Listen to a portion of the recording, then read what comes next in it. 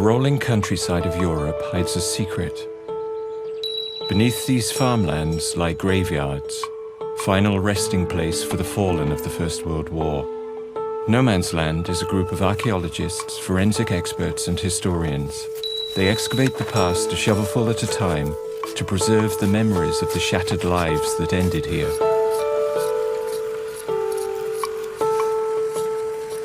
This is something that no one's ever seen before. She's there, right? Yeah, we've got it. At Ypres in northern Belgium, they are searching for evidence of the very first trenches of the Great War. I don't know if this is an arm or a leg. At the moment I can't see. I've got part of a ball joint. Along the way, they discover the men who fought there and an atrocity that was committed.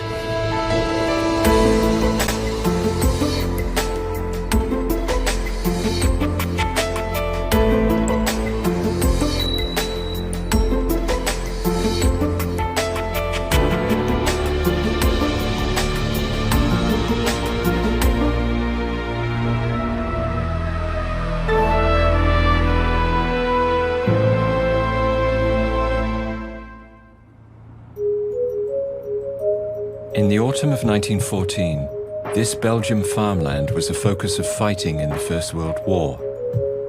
British, French and Belgian troops flooded in to face a vast German army.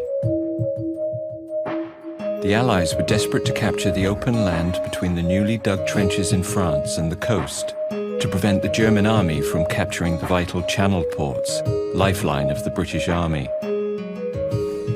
It was also a battle to save the last major Belgian town in Allied hands, Ypres. Where we are now is at a small village of Bigsote, which is north of the town of Ypres.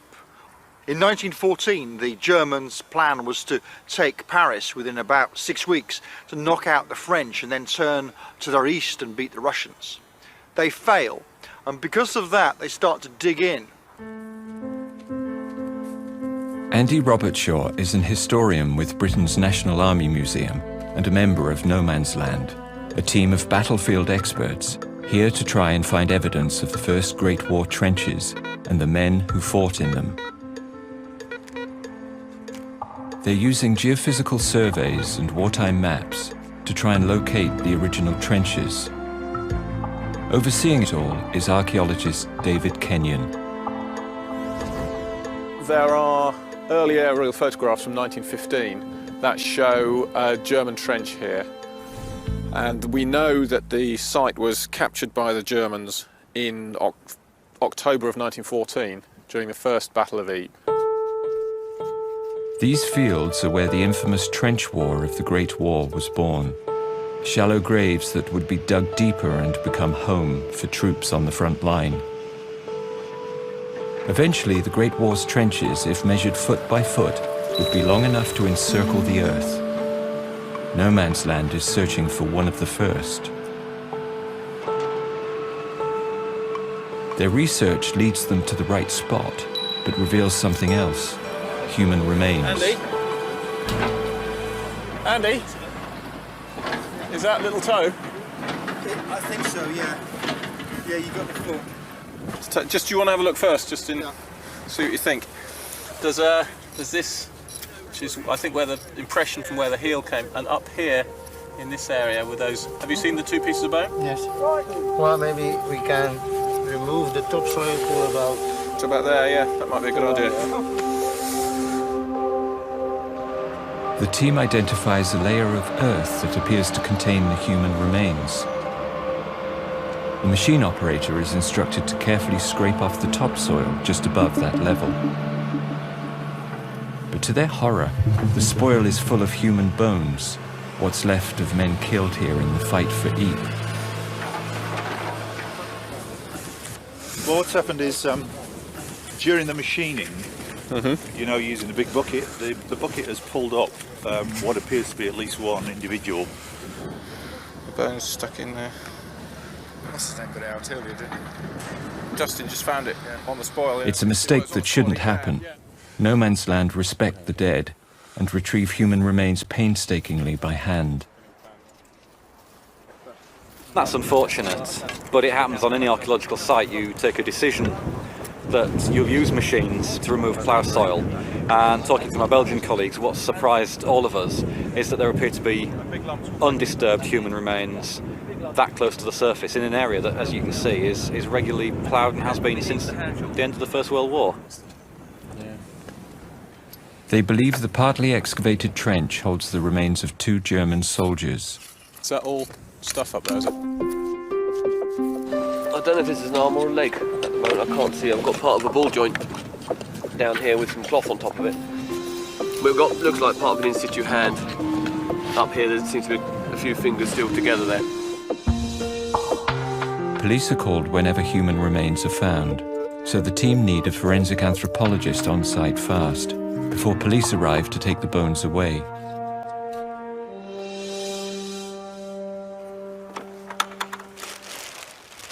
The first job of a forensic anthropologist is to hunt for clues to help identify human remains. Marit van den Bruener is also trying to work out how many soldiers No Man's Land has found. So the easiest is to start with the long legs. If we see already 2 times a right femur, yeah, then we know we have 2 persons, yeah. And if they are all about the same age, then it's difficult to say which bone belongs to who.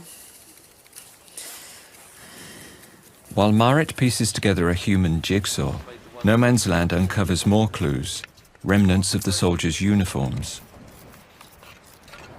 The button. The brass buttons seem to have survived quite well, but there's plenty of large bits of uniform up the top here. Luke Barber is a forensic expert with the police force back in Britain. He's a specialist in working with evidence found alongside human remains. This, what we're wondering is whether we've actually got the best part of one body and bits of others. And if you do get someone who's been blown to pieces, then apparently one of the things that survives the best are the legs and the feet, which are in the boots. So it may well be they're picking up limbs and dumping them down and burying them all together. So it's not necessarily a simple head count, because sometimes the heads are missing completely. Marit's examination tells her the men's age and details of their physiques. This results in an unexpected discovery. The team have found the remains of 3 men, not 2. So what I'm trying to do now is the same bones I'm putting together. So the femurs with femurs, tibia, feet bones, arm bones. So it becomes a real puzzle. Nee, that's a hand. So 1, 2, 3, 4, 5, 6, 7, 8. So what can we say about these bones? I could separate 3 individuals. They were quite robustly built, and they were surprisingly not so tall. The height of this first individual, for example, is 1.65 meters. And if I compare this with myself, then it's about 10 centimeters less than me, which is in fact small for a man. I can see things on bones, but bones don't tell everything. I did my best. More evidence is pulled out of the trench where the bones were found. Possible clues as to the regiment these soldiers came from. What have we got? Interesting Yeah. was we did get a button which we could actually see something on finally. Yeah. We got some with Prussian crowns, by the looks of it, but more interestingly we got this one here, That's a numeral. which has got a number on it. Looks Yeah. like number 5, I think. That is important because that's going to be the company. Right. So number 5 company of the regiment itself. That's good. Which means that if we can do a bit of research on the divisions that came through this area, what we can then do is to work out if in the battalion or regimental history there is any mention of a map showing where number 5 company was. Right. Months of sleuthing paid off. German army records revealed that the button and the men who wore it came from a German regiment, the 213th Reserve. They can now track the doomed men from their training camp to their place of death. A journey they have decided to retrace themselves, a pilgrimage to gain insight into the mindset of war. So what we've got is this.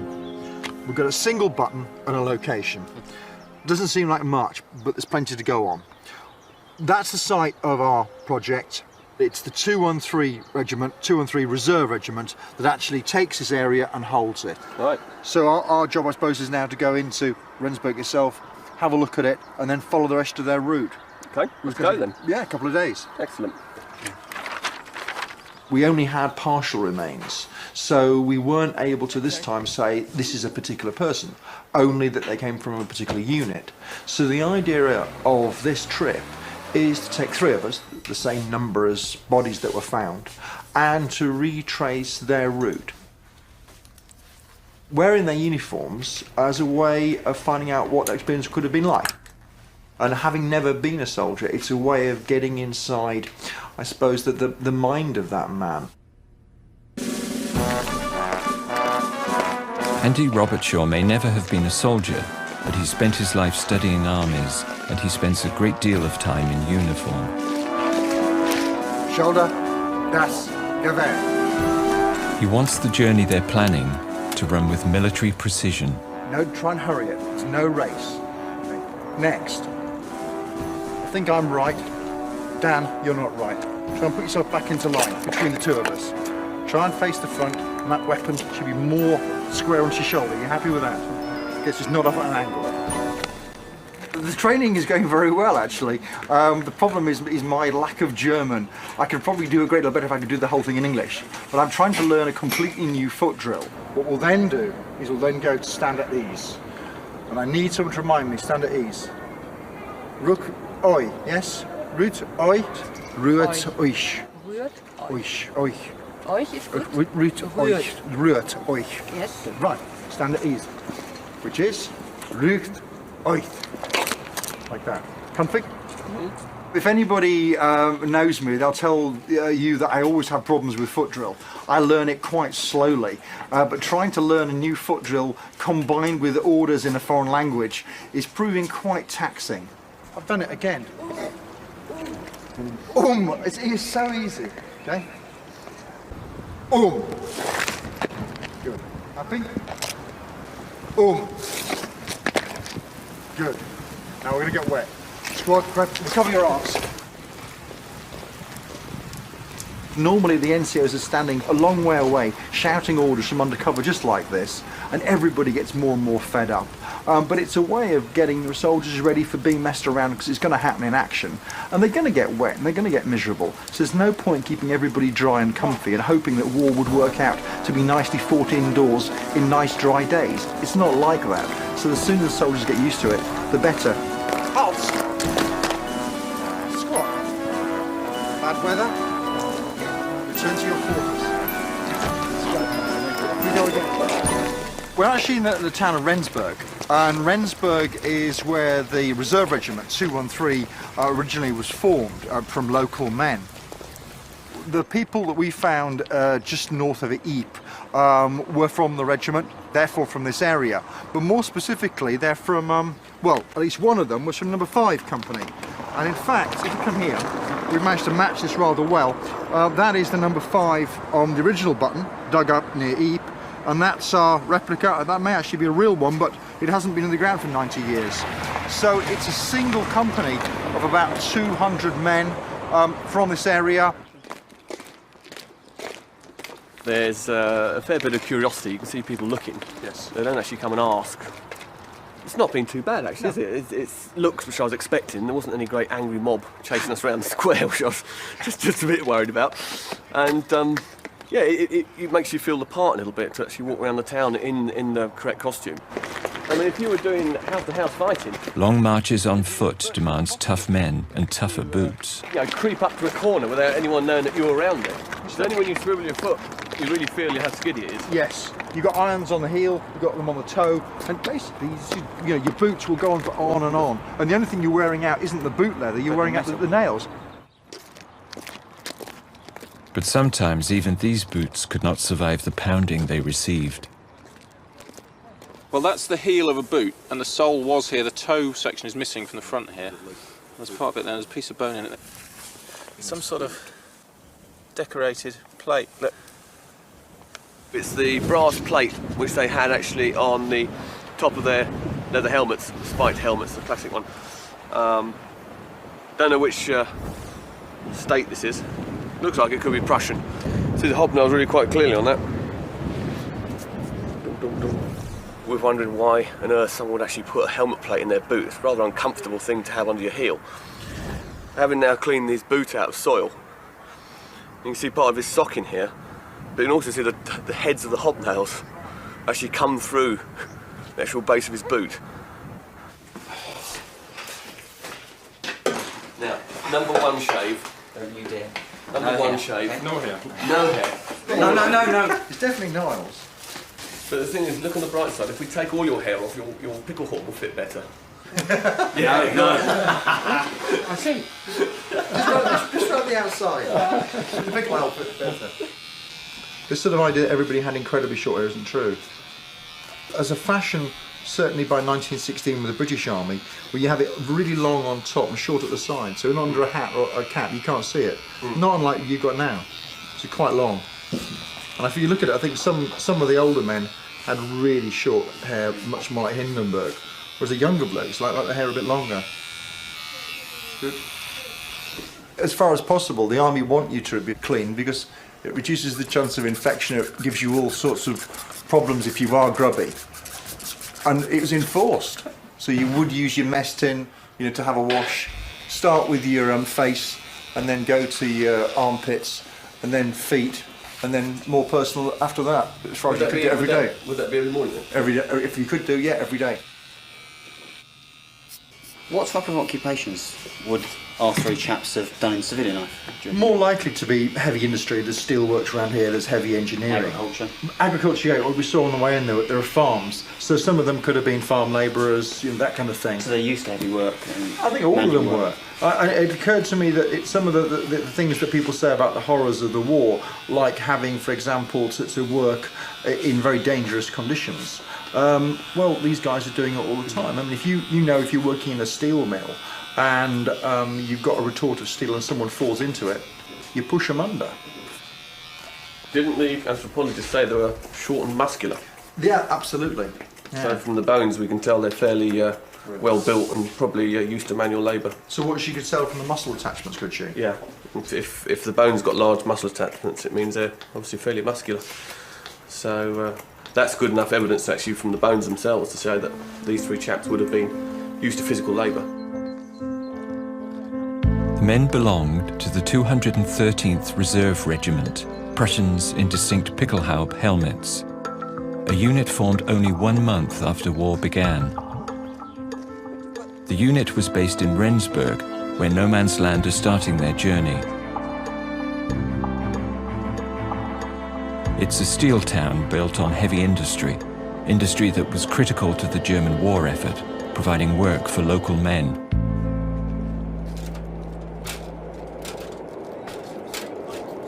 We're actually on the Hochbruck Bridge, which spans the Kiel Canal, which was built just before the bridge was built.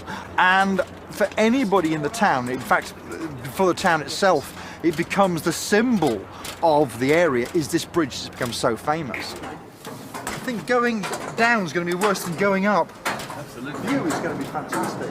I was thinking about our workers. I mean, if they were farm labourers, this would have been absolutely staggering to look at it from a distance. If they were in the steel industry, well, probably some of the steel that they made went into the structure, but they might have been construction workers. the guys that came up here and built this. And if they'd taken part in that monumental bit of engineering, looking down at the canal, which is again monumental, looking at their navy going through it, they would have had this supreme feeling of confidence, which I think is what we get in the German army in 1914. That's better. Oh, Wow. wow, what a view. Look at the shipping containers on that. They look And tiny. you can't even lose your helmet over the side. This canal is built to get their fleet from one side of Germany to the other. It all says basically preparations for war. It's almost inevitable. I mean, just thinking about it, we're up here being saying, isn't this incredible? It's what, 2005 now. This bridge was finished in what, 1913. And it's just, I mean, presumably damaged during the Second World War, but this is an incredible piece of engineering. And I suppose if you were here, what, 1914, you'd have been able to see all the steelworks going, glowing in the dark, all the sulphurous You fumes. would have seen the horizon would have been covered with Absolute- smoke, wouldn't it, Yeah. coming up from the factory. And it's men working hard in heavy industry, steam trains, the navy. Germany must have looked unstoppable, you think about it.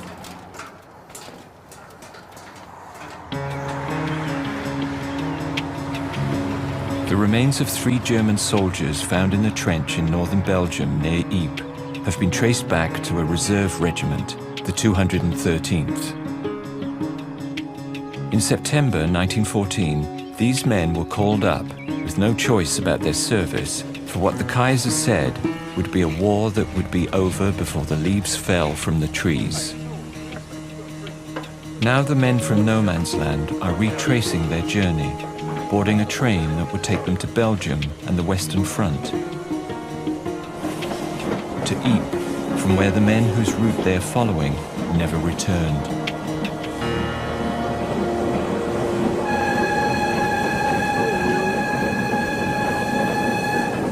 The white flower symbolises, I guess, peace or purity, and they would have been given to us, to the soldiers, by their loved ones before they left. Sometimes in wreaths, sometimes just small flowers that they put in their hats or in their top buttons, just as a farewell gift.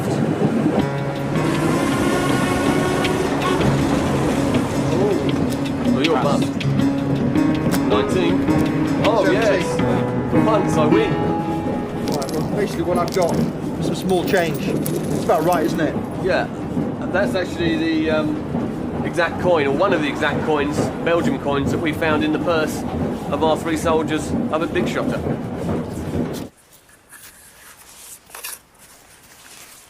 You get these mats of cloth or leather all pushed together and flattened, and you have to literally, they're like a book, you do have to look between every little leaf, because you can get stuff that's tucked in between them. And with this piece of leather I thought, well, this looks a little bit suspicious, it could well be a purse. And when you open it up, you can see that still inside you've got the coins as they were some 90 years ago. Fantastic. Oh, look at that. First time they've seen light of day for 90 years. Isn't that amazing? Just small change. Is that the ones with the holes in? I think Mark has said that the ones with the holes in are probably Belgium. So they're using makes sense. local currency. Yeah. But they're very distinctive because they've got the hole in the middle. There's no mistaking them. Yeah. We couldn't actually read very clearly what they were. Well, that's what it is. But we were told by Mark de Waal they were Belgium, and this is definitely the right size and it's got the hole in the middle.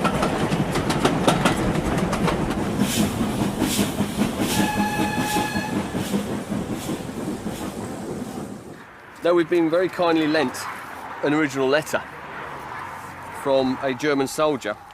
His name is Wilhelm. He was in the 215th Reserve Infantry Regiment, which means he was actually next door to the 213th Reserve Infantry, who our 3 chaps came from, on the front line. So they're actually there together, side by side. And this letter was written to his fiancée in October 1914, as he was travelling to the front.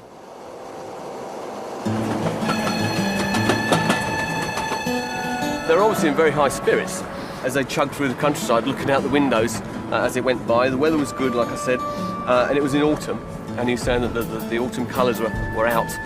What's particularly nice is, he describes Belgium as they enter. Belgium, but what a beautiful country it is with the rolling hills.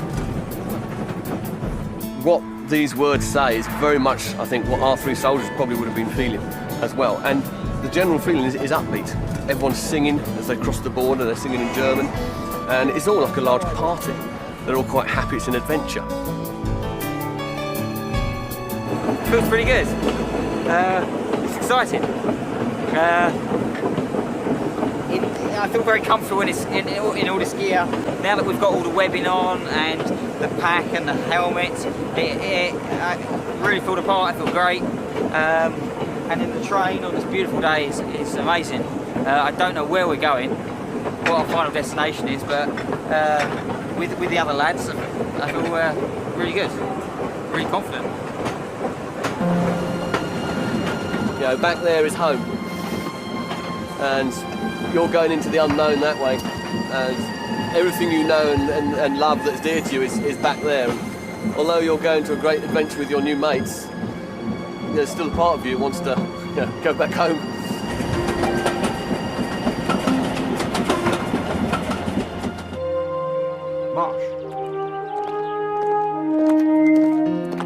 In the first weeks of the war, 11,000 trains ran round the clock, taking millions of German soldiers to the front.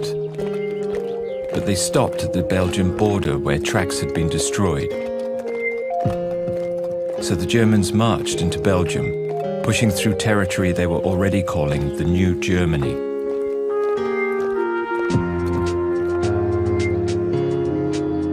On October the 19th, 1914, the men of the 213th arrived in the small Belgian town of Staden, following in the footsteps of the 215th. The story goes that on arrival they were besieged by gunfire coming from the houses that surrounded them, fired on, as they thought, by the local townsfolk. But Andy Robertshaw thinks otherwise. In your letter, it says they were being fired up by townspeople. Yeah. From the sound of the French reports, it's the French army firing at them. Yeah. As the Germans advanced under fire, the French pulled out, packing up their machine guns, but leaving the spent shells behind. With no opposing army in sight, the Germans assumed the locals had been shooting at them. So when the Germans come in, lots of spent cases, evidence of people shooting, who's here? The townspeople, no, not French soldiers. They get the blame for it. So they get the blame for it. And in some ways it makes a horrible logic, isn't it? The contents of the letter written by Wilhelm reveals what happened next and how the German soldiers took revenge. Look, doesn't that letter mention that they spend the night in the fields? And nobody gets shot, although there's lots of bullets all the time. Well, they say they arrived about 12 o'clock at midnight, and they went into the town and were fired on from all sides. Yeah. And they stopped to look where the fire was coming from. They say it was from the houses. Which it would be. Yeah. And then basically they torched the place. Really? So they go around burning the houses down, and then, like you say, they retired back out because they didn't have enough men to hold it. And so he says, and then they camped in a meadow. Yeah. And they were surrounded by the burning town, basically. And come the morning, they muster and go in fast to do the town properly. Yeah. And this time round, they go from door to door, breaking into the houses, where they find local occupants terrified, a lot of them. And he actually mentions that some of them are on their knees. And he mentions that a lot of them are just killed outright, just like that. It's just the men, is it, they're killing? They're killing the men. He says he couldn't do it. Wilhelm says he couldn't do it, but he says it's happening. But he says he felt sorry for the women and children who were terrified, but none of them were injured by their side. It's their first ever experience of warfare. They're now going from being reservists called up a few weeks earlier to now being in battle, and that experience of combat is confusing, it actually is difficult to make sense of, and there's no clear enemy. So what happens then is, to a certain extent, either the officers lose control or the men themselves make decisions that perhaps that they weren't in a position to be fully informed about. Either way, it ends up with civilians being killed. The invading Germans were gaining a reputation for barbarism, burning towns, executing civilians, raping and pillaging as they advanced. A meeting with the town registrar confirms the regiment's presence in the town and reveals the shocking truth of what happened on Black Monday, October the 19th, 1914, the day the German soldiers arrived. And these two were the archaeologists that were among the people that found the Germans. But that's why we're here. Okay. I have one of your fellows here also. It was a real 213. That's right. That's right. There we are. That's a list of the German war graves here in Staden. Right. And we see that there was... The registrar has a list of German war graves in the town, which includes men from the 213th, proving conclusively they were there. So that actually shows, because we've been talking about Wilhelm, yes, who came here and describes this place in his letter. He's from the 215th. Yes, which is next door. So that's proof that our boys were here. Yes. On the Monday, the 19th, yeah, we call it Black Monday. Right. Because in Roeselare, they shot a lot of civilians there. And also in Staden, because we have the proof here, that's all civilians who were kept by the Germans as hostage. I found it in the archives. Wow. Nice to see, we've just seen those names, haven't we, on the memorial. We counted 47. There's a woman there. Also a young boy. Yes. The parish priest also. It's amazing in these cases. It always seems to the parish priest that and the mayor seem to be the people that suffer first. Yes. So Wilhelm was wrong. Well, Wilhelm, I think, was putting a bit of a gloss in his letter, saying that none of the women and children were hurt. That's not back to his letter to his fiancée. Yeah. He writes that none of the women and children were hurt, and we thought to ourselves, a lot of soldiers didn't write it. It's not the sort of thing you would want to tell your fiancée. It's interesting, isn't it? It's putting those faces to some of the. We arrived in this town, and we knew that it was going to be, an odd thing to do. But now, having seen the memorial, heard more about it, and seen the images, you can't say anything.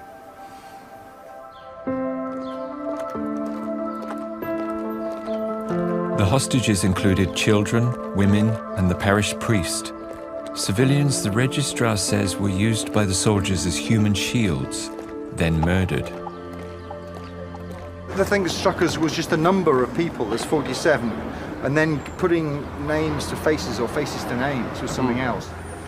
At least 3 women in the photos. Yeah, absolutely. And the other thing was, you were saying that the Wilhelm in his letter says, that the women weren't killed. Yeah. And he seems to suggest they were killed sort of in the heat of action. Was what we're hearing is that they were used as a human shield. So if just killing people, because you think they've been shooting at you is reprehensible, the human shield thing. Well, this is after the event. They've rounded these people up, marched them off, and then used them as a shield, and then shot them. So you've got now we've now had a different account of the events.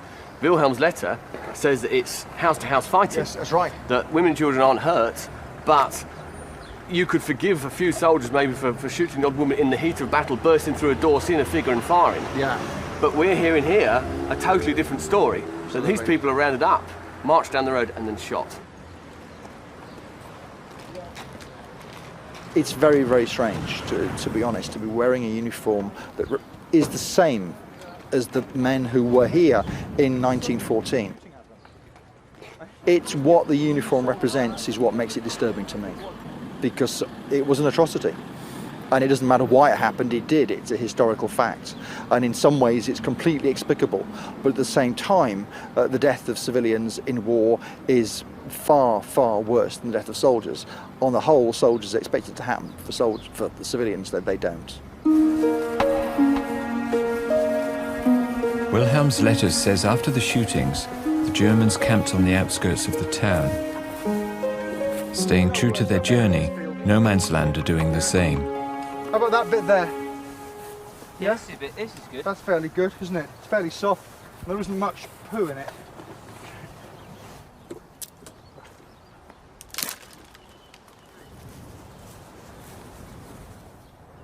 It's a very similar situation here, like the 3 soldiers we found on the archaeological excavation. They may well have camped in this very field. And it would have been a scene very similar to this, except a lot more of them. 200, 300 men in a field like this. Rinse that out first, hang on. Go on. Get a little There, tiny bit in there. rinse that out. Oh my God. We're going to eat this stuff? So what, show me. That's fine. Oh God. I was hoping you were going to say that's gone off. Open it up a bit more. Don't be a whingy. Last night I had calamari. Tonight I've got dog's food. I wish I'd have said that there. Oh, that's disgusting. Oh God, it's giving birth.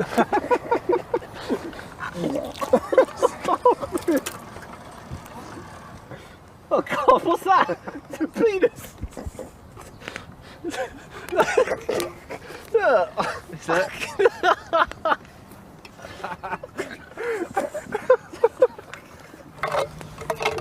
I can see why the Germans went in there in a bad mood the next day.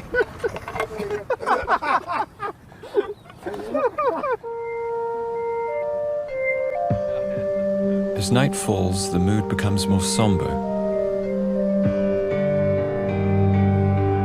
Tomorrow they go to the front.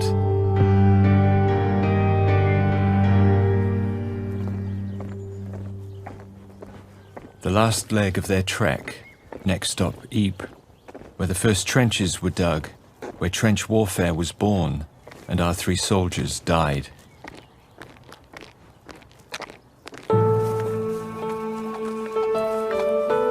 When the men of the 213th Regiment reached Ypres in October 1914, they were part of a new wave of German troops. Come in.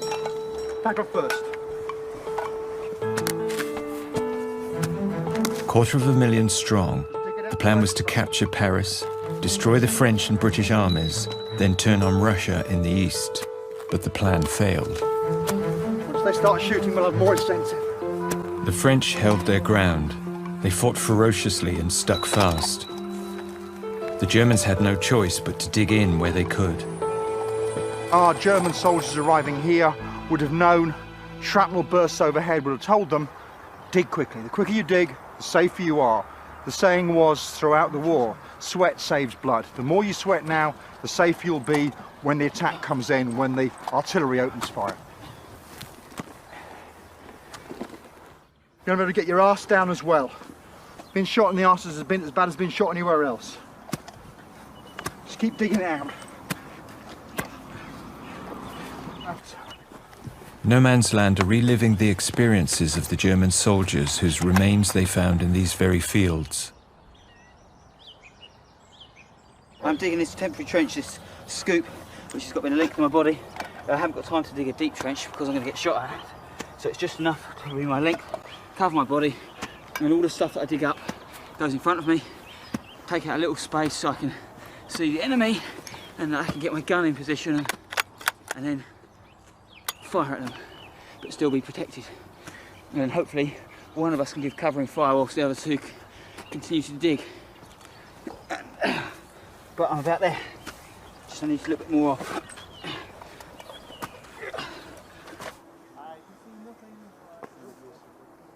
When they first came here 5 months earlier, No Man's Land's mission was to find the first trenches ever dug for the Great War. If you look across there, you can see the guy standing up in the trench, and you can see the guy to the left crouched down. So you look at the silhouette against the horizon. Yeah, so you need to get down low so that you effectively don't become a target for small arms fire or artillery. Records showed that the first trenches were dug here. Shallow scrapes hastily hollowed out under fire in a war that was still about movement, but that would soon become entrenched. We've got groups of men in little scrapes, 2 or 3 men in each trench, and it's not continuous. The the Germans are advancing. The pressure of the advance pushes this lot back. They pull back across the other side of the field, and there, instead of making little scrapes, they decide to make a stand, and they gradually join up the scrapes till they've got a continuous trench. And suddenly you've got a position where you've got a trench that people can move up and down on, and instead of just sitting in a hole. And you've moved from field combat to trench combat. It's the birth of trench warfare. The 213th Reserves who were fighting this part of the line eventually pushed back the French and took over their trenches.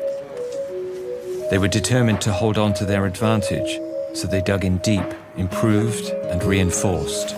Well, we're dealing with a sandbag here. Mostly we just have the marks of the sandbag, not the textile preserved. So this is very valuable, I think. It's also very difficult to recover it as a whole. We'll try, but we're not sure whether it's going to work or not. Try and go in right below it and put your fingers to. Yeah. So. She's there, right? Yeah. Hang on. We've got it. All right. Yeah, yeah. Woo! Yes, we've got it. She's there. Fingers down. Look, what a beautiful sandbag. Impressive. Do you want that again? 2/3 full. Hang on, Is that 2/3 full? Yeah, Choke that's round the 2/3. outside. That's it. Right, wait for it. Now, remember what I told you. You see me showing. Good, out of the way. Fantastic.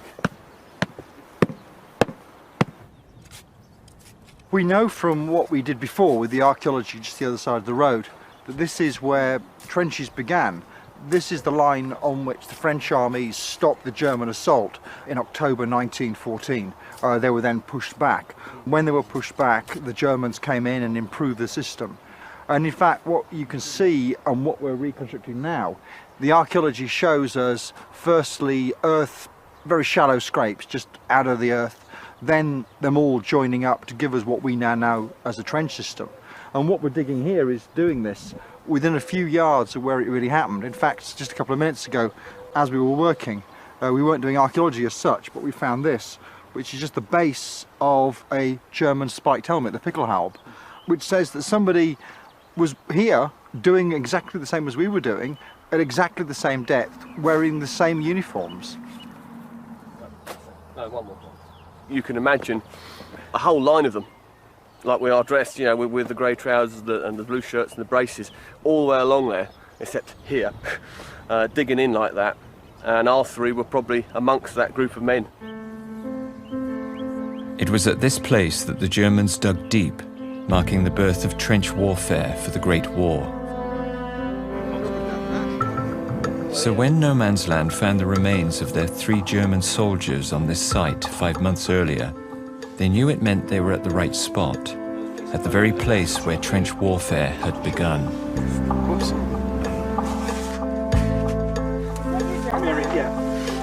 Digging deeper below the German fortifications, they hoped to find the original trench layout, a remnant of the very first ever dug for modern warfare, something that changed it forever.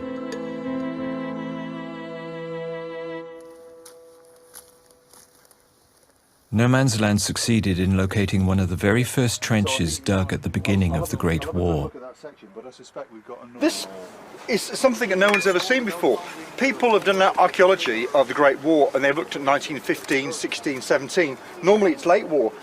This, which looks so much like a 3-person fire pit, very, very, very crudely made, is the first time anything like this ever been seen.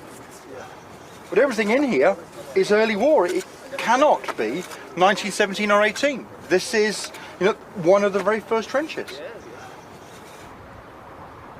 Unbelievable. If we get rained on, we've got really wet gear.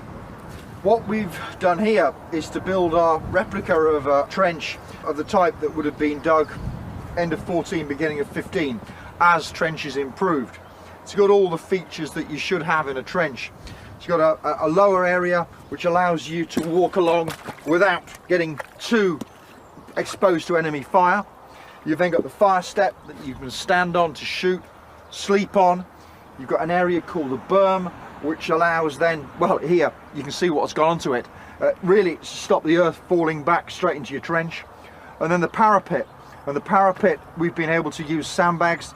Germans were using basically any form of bed linen. It would have been much more variegated. This is very even. Over the top. Yeah. But this is very much the sort of thing that they would have done literally just across in the field over there that's now ploughed. And so yeah, in a way we've come all the way from Rendsburg where they were, and we are literally, what, 20 metres away from their trench. The whole basis of no man's land has been excavating trenches. It was never set up to find human remains. But when we find them, the idea of being able to identify them, to give them some humanity back is what it's about. We had the opportunity this time to go and see where they came from, follow their route, come back and stand here where the human remains were found. 3 casualties buried together. It seems that initially that they were all in the same space, so that says to me a shell hole or a grave prepared by German soldiers. But whoever buried them, it was very, very shallow. That says to me men in a hurry, men really under pressure to get their mates just underground. That's all they were doing. Not a proper burial.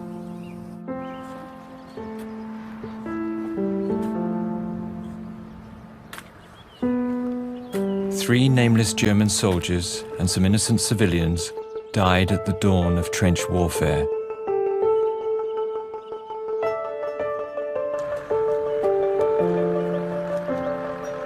Fighting in trenches stalemated the war for 4 years, so no one got home before the leaves fell, and millions never got home at all.